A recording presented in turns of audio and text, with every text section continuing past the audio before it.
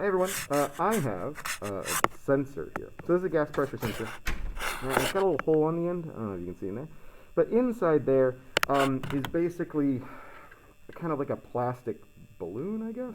And as the pressure changes, the balloon either gets bigger or smaller. And it actually changes the shape of some metal pieces. And those metal pieces, as they change shape, will actually change the way that they conduct charges. Which means that we get a signal through this as those metal pieces change shape. That signal gets sent down this wire and into this little box. Now this little box then interprets that signal and sends that interpretation to my computer, which then goes to a program which reads that new signal and then sends it to another program which then puts it on the screen right here. You see here that the pressure in the room right now is about a little tiny bit less than normal. So 758 millimeters of mercury, which means that the air in this room can hold that much mercury. So if there's a column of mercury, that is how high the column could possibly get given the air in this room. So what we're going to do is this. I have a syringe here, and I'm going to go ahead and just drop the syringe on here. Now presumably there are particles in this syringe, and right now they have 60 centimeters cubed to run around in. See that? See how it's right on the 60?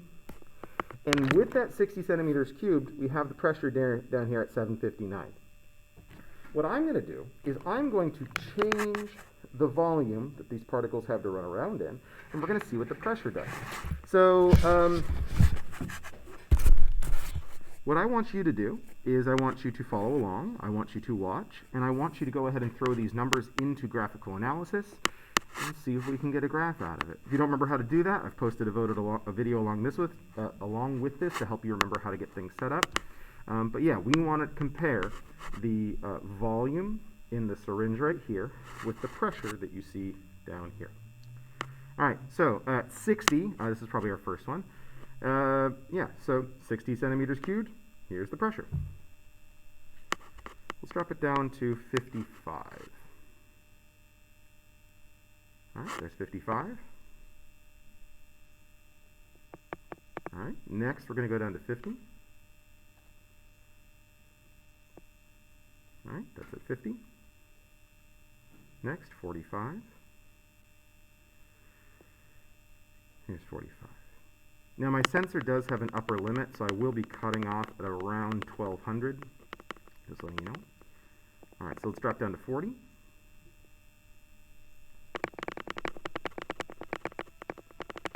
So there's 40. Let's see if we can get it up to 35. Alright, that's, I think, the upper limit. So we'll call that one 35, and if that point looks funny, it's because my sensor's reached its maximum point. Let's go ahead and get just a couple extra little points, just kind of fill out a few places. So right here is 58.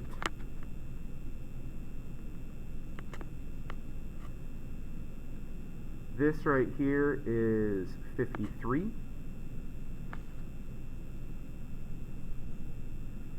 Right here is 47.